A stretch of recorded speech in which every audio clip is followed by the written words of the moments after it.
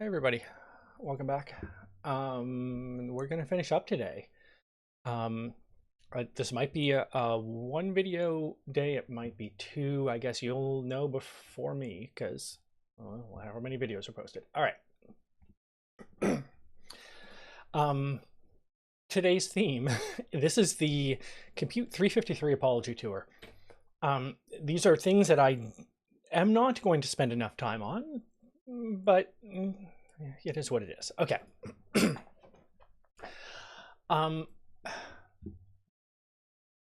let's return one last time to here.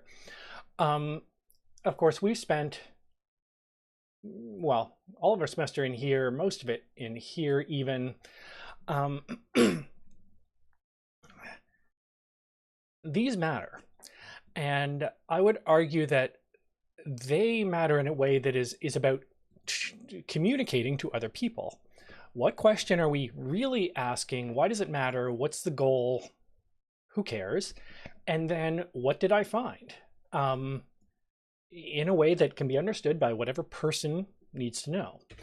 I think this is my proof of that. And I mean, these links are long since dead. Like I have not updated these in a while, but these are all real data science job ads in the Vancouver area. And I think they were all pretty junior. Like I was looking for things that were, like y'all, right? Like these are not senior data scientists leading a team with decades of experience kind of jobs. These are this is data science. This is what people expect in the role. Domain expertise, N or knock is, I'm going to say probably something about energy. Okay, they'd like that. You probably don't know a lot about the energy industry,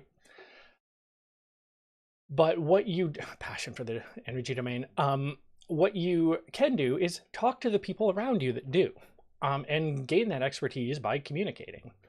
To BMO, you are, well, talking to people who are probably not data scientists, and like, again, specifically identifying requirements and expected outcomes. Like that is right on this, right? Expressed a little more formally, but that is literally just figure out what we're asking. Again, in both of these things, like the reason you need to know about the domain is people aren't walking up to you and saying, take this data and do a t-test on it. That's not how the job works in data science.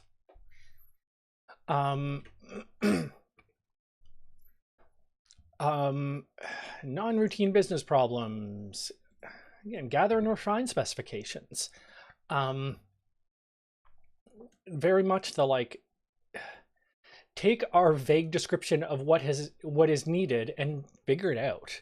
And that's going to involve, and the reason it's in the communicating slide deck here is there's going to be back and forth there. I think in the software engineering course, you're presented with this fiction that software exists because someone hands you a perfectly refined specification that tells you exactly what you need. And it's the fiction you're told in assignments too, right? Weekly assignment N here, I told you exactly what was necessary and what to do and what the outcome should be. That's just not how these things work. And then on the other end of the pipeline, the insights are effectively communicated. So actually, all of a sudden, we're back to like what was like my definition, or the definitions that were sort of competing there for what data science even is. And it was in, getting answers from data was the sort of summary I think I said. Yeah, but they don't matter if you don't tell anybody about them. Communication, interpersonal skills. I like this phrase. Tailor to specific audiences. Like the way you tell a statistician about a t-test and the way you tell the marketing manager or whatever that doesn't know about stats about the t-test had better be different. But that's just part of it. Transfer technology knowledge through, and very much like thing. And again, these are not communications roles. These are data science roles. So I am you know, my thesis here is that there's communication at either end of this pipeline. And I don't quite know how to say this, and I think I apologize for it off the top too when I first, you know, introduced this pipeline. I don't know, right? Like, I don't know where you're going to end up, or what kinds of questions those people ask, or what kind of outcomes they care about. Hopefully you can sort it out. Yeah, good. I'm glad I was just about to say this. I'm glad it was on the slide. You don't, like, assuming you're, you know, computer science, data science major or something, nobody is expecting you to walk into, you know, Best Buy Canada and understand the details of like a large retail chain and the logistics network and whatever else. But hopefully you're going to be able to talk to those people and start to learn. I did,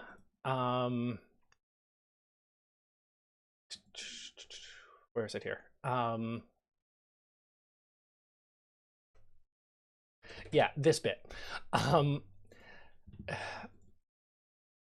Getting from the question that somebody asks to what they actually care about seems like it's easy if you've never like interacted with people. This kind of thing, right? Like, people ask totally reasonable things like this, and like, I have an email in my inbox. It's not in a data science context, but it's like, I have this perfectly reasonable request, coworker at SFU says. I'm like, yeah, okay, yeah, but what the hell are we doing? Like, you can do the thing you asked for, but that doesn't solve any problem, right? Sometimes that's what you need to do. What problem are we actually trying to solve here? What, back in the data science context, what data do we have that can actually attack that? Does it get you an answer that is meaningful to you, or is this a completely meaningless result?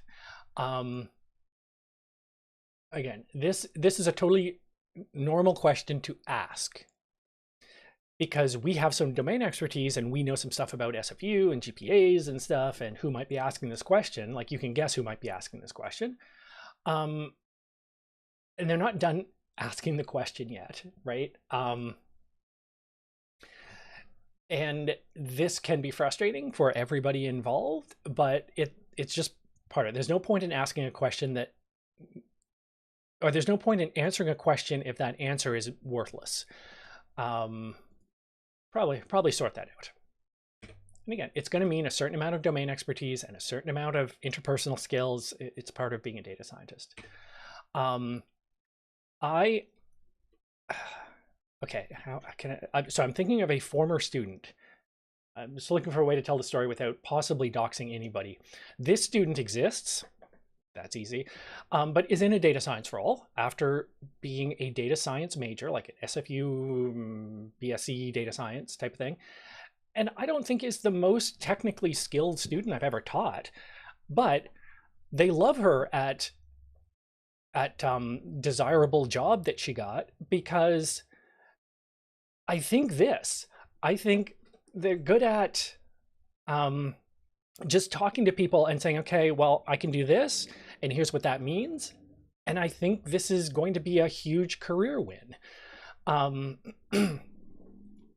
So on the other end of the pipeline, down here, I don't know that compute, is it still 376? Yeah, 376. I don't know if this is going to specifically help. I would like it if it did. I would like it if this course helped you communicate technical things to non-technical people, which is often what this is going to mean. Well, I can only do so much. I think in the context of this course, just a certain amount of like professional ethics, and maybe this is true for the project as well. You know what? I'm going to come back a couple slides and I'm going to think about the project.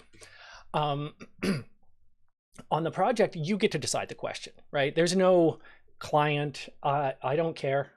You do a data project. I don't care if it's about the topic you're doing or the other one or that you rejected. That's fine. But I guess just in the artifice of a class project, you also get to change the question in ways that make your project cooler. That's fine by me, within reason. And then one of the outcomes of the project, and I think the primary output of the project is your report. You're handing in some code and a report. And the TAs aren't going to run your code. They're going to look at your code. They're going to do their best to make sure your code makes sense and is good and, whatever else. But the actual, effective output of this project, the thing that is going to determine your marks, one way or the other, is your report. And if you do a bunch of fantastic analysis and write a crap report that the TA doesn't understand, you're not get a great mark. Remember your audience. You don't oversell, right? Like if you got a P is less than 0.05 and everything is perfect, then great, sure. If you got hey, it kind of looks like this is correlated with that, right? But the p-value is still big, that's okay. That's still a result. One thing I will point out, there is no requirement here for p less than 0.05, right? This is a class project. You don't have to have fantastic results. That's okay. So don't lie and make your results sound cool and then have somebody notice it's oh, my stats don't actually support the what I said in that sentence. Be honest about it. There's going to be limitations, right? There's going to be just, I couldn't get the data. I really thought this data was going to be out there. I thought I was going to be able to compare this to that, and I couldn't.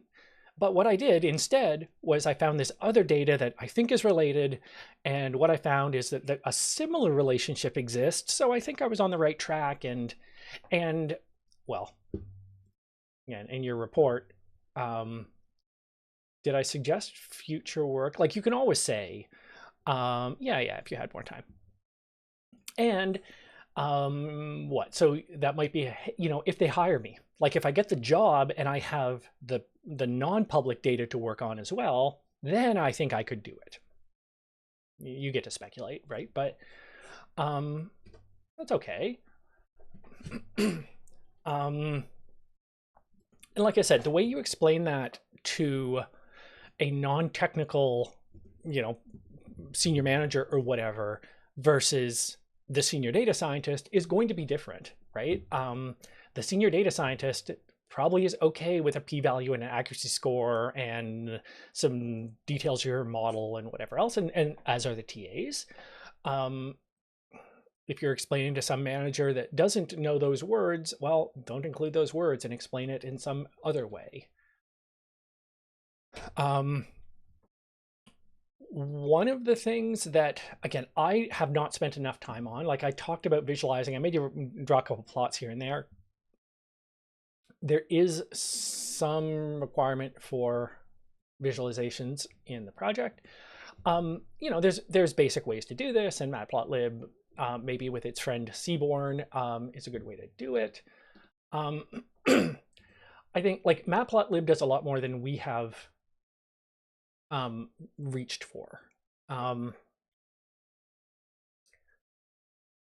2D histogram with data specified by a color gradient. That cool, right? And I guess maybe what I'll say here is some of you need this on your project. There's somebody who in this class who on their project, a 2D histogram will be the perfect visualization to beautifully explain what happened in the data, or a violin plot, which is effectively a many multiple histograms kind of packed together in a comparative way. Or what else we got? Yeah, great. Contour plot, great. Again, some of you, there's somebody in this class who needs A 3D quiver plot. Maybe. I'm not sure who that is, but you know, possible. Um, if you choose the right visualization, Seaborn, again, it's effectively a like an extension of Matplotlib, at least how I think of it. I don't know if that's how they think of themselves, but it's a little bit of beautification for Matplotlib, and also just some more visualizations, just things that are not in there.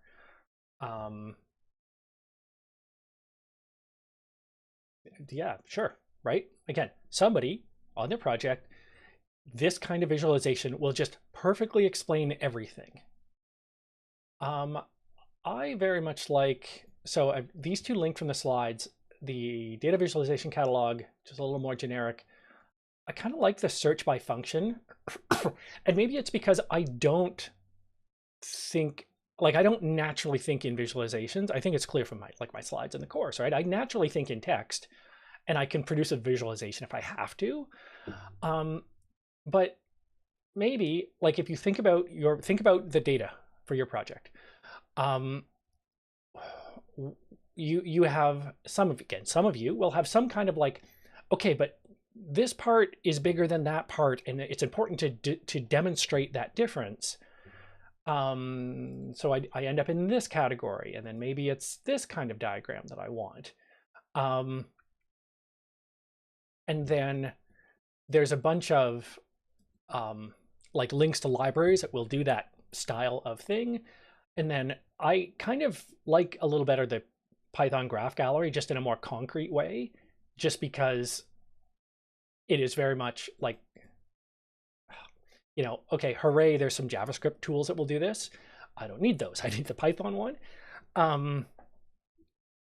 Again, I'm not sure I love the organization as much. I do love the organization of this data viz catalog of, I'm trying to communicate this kind of idea. What are some ways to do it? And because I wouldn't have thought of this. But then, like I said, a little more concretely over here, I'm not immediately seeing the thumbnail for what would be a starburst diagram, but you know, sure. I mean, there actually was a Python link back in that other page, but cool, right? There's usually code examples for this.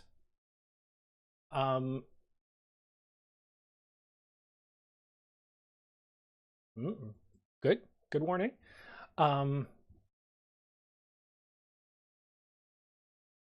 Where's your pythongraphgallery.com? I've linked to you because you provide code examples. Come on. Make a liar out of me. Okay, there we go. Okay, great, right? Parallel coordinates that comes from the pandas.plotting library. Oh, yeah, all right. I just forgot that pandas.plotting existed entirely. But it does exist, and somewhere amongst all the ads, I can do this. I'm not sure this is the best visualization of this data in any way at all, but well, it's something that might be useful for somebody. It's pretty easy to lie with charts. Don't, I guess, is my, like, as soon as you see any kind of 3D anything in a chart, I'm suspicious. Like, there's no way these people are being honest. Well, I mean, these are all from Wikipedia examples of being dishonest with charts, but yeah, I mean, you know, make things clear. Don't lie with your visualization, please. I suspect the whatever chart I was looking at there, the radar plot that was criticized, it's probably for a similar reason to a pie chart, where, you know, like, it's not clear what the differences are. It's much more clear with the histogram or whatever that there's more red here and less red here. It's really hard to read it off the pie chart.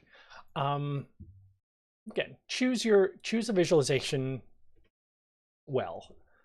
So yeah, I guess that's a proportions of the whole kind of problem. So part of a whole are proportions. Nightingale rose chart. Yeah, boy, wouldn't have thought of that. donut chart is, I guess, a lot like a pie chart that I was just looking at. Yeah, there's a lot of different ways to do this in different tools. Right, they do link to the Python graph gallery, which is nice. And again, how do I do this? That way with matplotlib, apparently. And you get whatever. I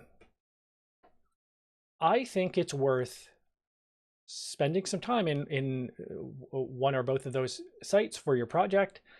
And then I think try to sort out for yourself, what are you trying to express? What matters? What doesn't matter? And like I had to do this in an exercise, right? Where you switch to the log plot just because that's more informative. But then is it? Because one of the things that's happening here is like there's a lot of dots on top of each other. Like there's a lot of things in the like 1-1 position here. That's a lot. That's not one dot. That's a lot of dots packed on top of each other.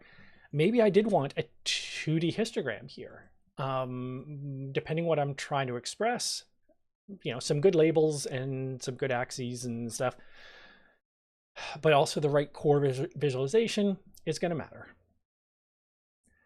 This is the kind of thing Seaborn does. This is just the exact same code that produced this after I turned on Seaborn. It's just some nicer defaults for matplotlib. Well, the nicer defaults are nicer. They're not magic. They're not solving all your problems, but they're nicer. So, like I said, I am just going to have to apologize for not spending as much time here as I'd like to, partially because I'm not your guy. I'm not great at it. Partially because semesters are only so long. Like this storytelling with data, book length treatment, communicating data science Coursera course looks pretty good. Like I didn't go through all of these hugely carefully, but it's something that's worth being able to do and having a little experience with and a little instinct for when it comes time to actually explaining. Again, like coming down here, one of the ways to present results is a paragraph or a table or whatever, but a very important way to present results is a good visualization. All right. Yeah.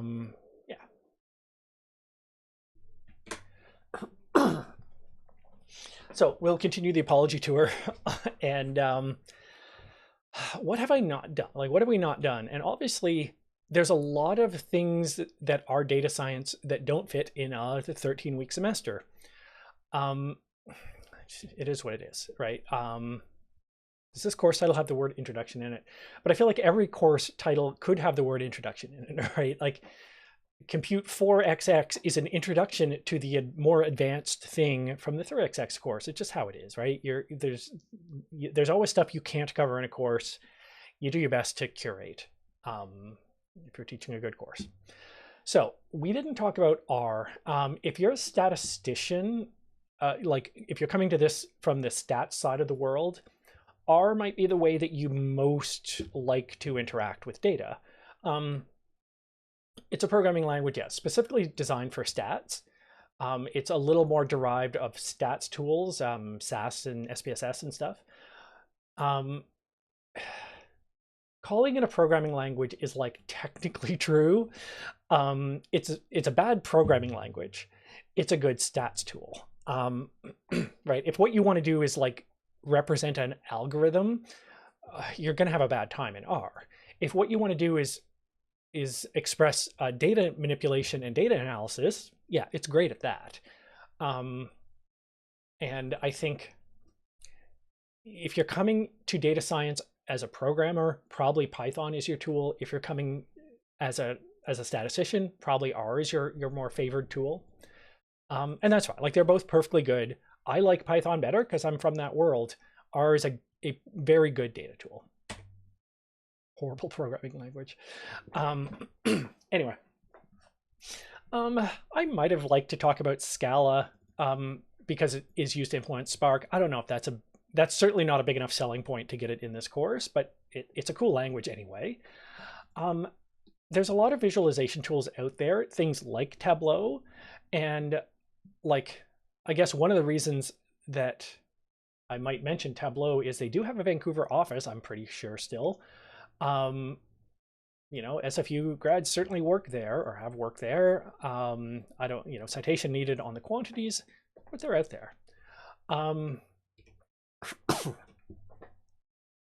I've mentioned databases and SQL a bunch of times because it's kind of unavoidable, but we have another course for that. This is just a like curriculum and like degree problem that we got a databases course, so I'm not going to spend time in this course talking about them. If you care about data or data science or whatever, if you don't take the databases course, you're making bad life choice. Databases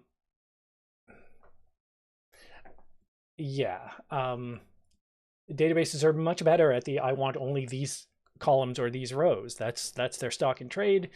Remember that databases can be sort of tuned, maybe the database itself, maybe the schema you design or the table type you choose or whatever can be different for OLAP versus OLTP, the analytics versus transactional. Maybe in this world you want to think more about the analytics side, but still excellent tools for the job. I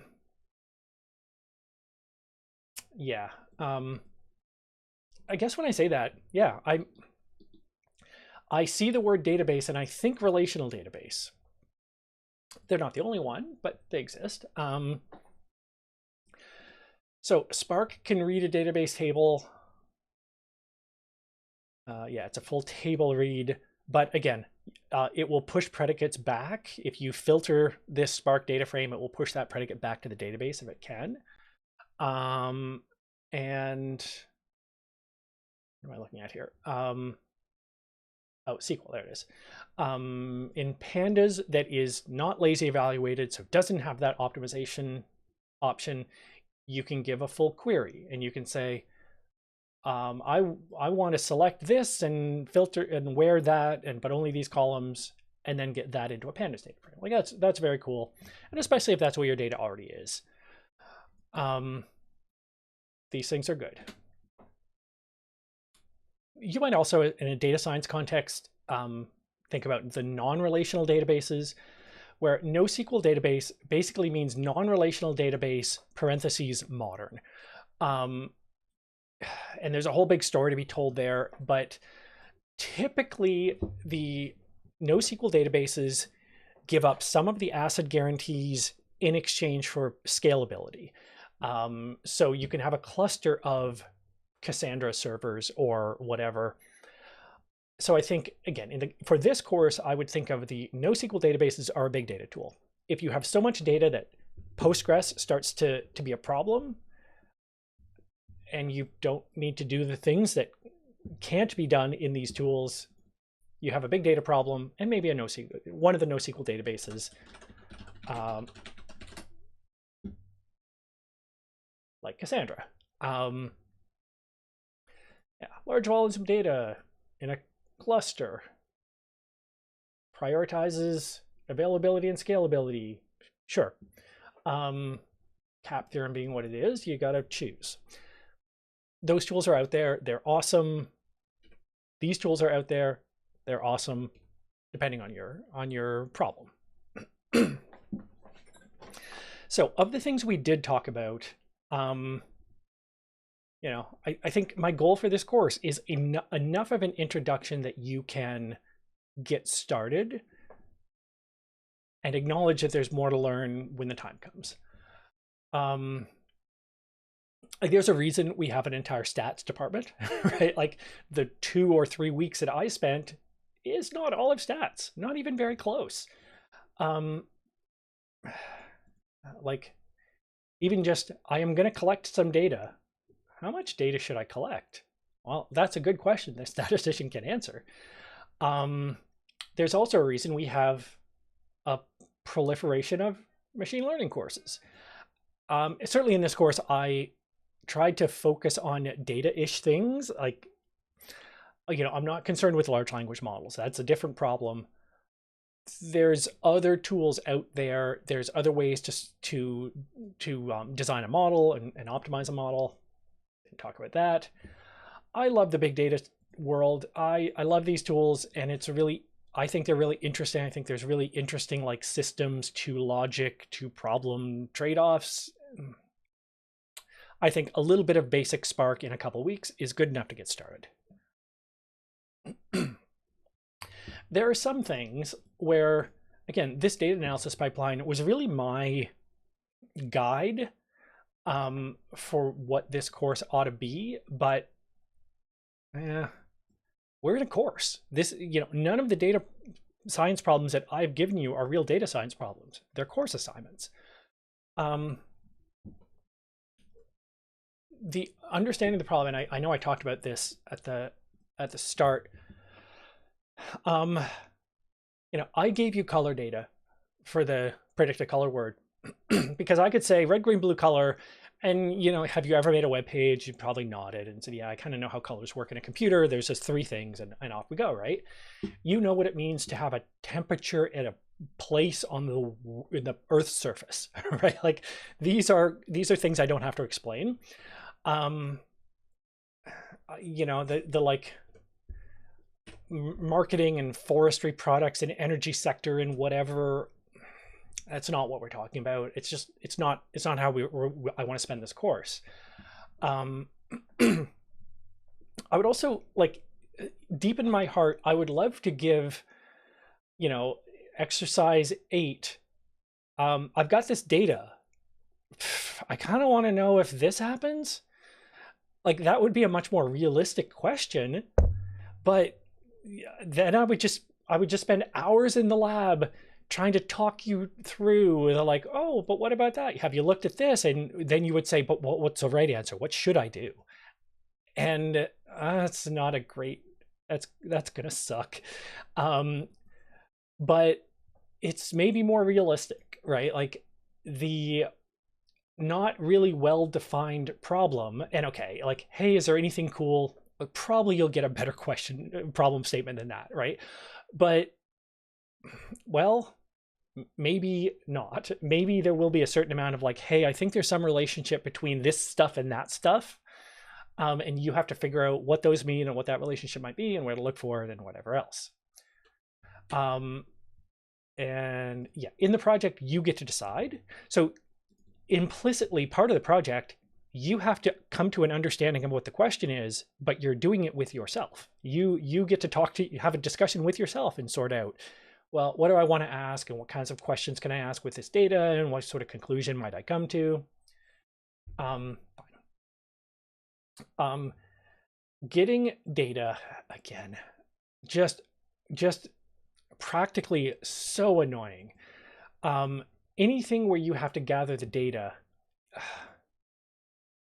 right? Like you have to register, or of course, what's going to happen is y'all are going to do this. It's going to all come through the campus network. Somebody is going to decide that this network block, or this block of IP addresses is abusive and block us. And it's just all gross, right? Doing it as a course assignment is super annoying. Again, maybe you're doing it for your project. That's fine. Like one person doing this is fine. 150 people doing this is a recipe for complete failure. The same with the data cleaning, that I had to give you a well-defined problem on the exercise. Like we did data cleaning in what, exercise 2, 3, 4 kind of range, but I had to give you a right answer. And that's just not how that works.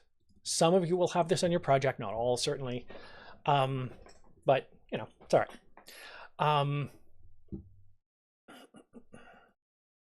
Was it?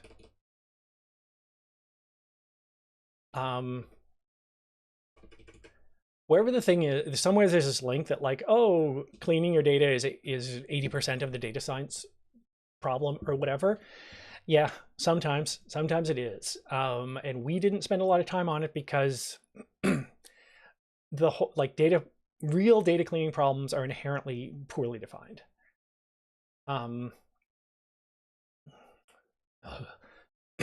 Okay, gross. I hate it. So doing it in a class, like this is totally real, right? Like having our compute cluster there for you to just use, or not using something like Amazon Athena, their data lake thing, in AWS. Those are really good tools. They are sometimes and very often the much more sensible way to attack real data science problems. Look, I don't know if you have a valid credit card, but you have classmates that do not. And then of course, as soon as you do this kind of thing, there's the like, somebody spins up a compute cluster to do the assignment and forgets about it and leaves it on for a month. And then they would come to me and say, I have a $300 AWS bill. What do I do? And I would say, I don't know, email Jeff Bezos and ask. This is not, it's such a pain to deal with this in a class setting, but it's like borderline irresponsible to not. These are the way to do data work in many, many companies because they make a lot of sense, like to rent the computer for the time you need it and then shut it off, and be careful about that, and get all the support of like having S3 storage or whatever, and they deal with the backups and and availability and all that. This is the way to do data work, but not in a course. Gross. Communicating that I just apologized for. Maybe this is a stylistic choice on my part of how this course got sort of put together.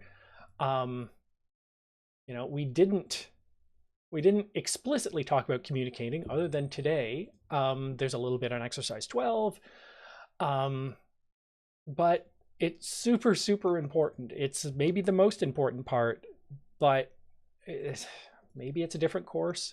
Maybe it's just something you have to learn with practice.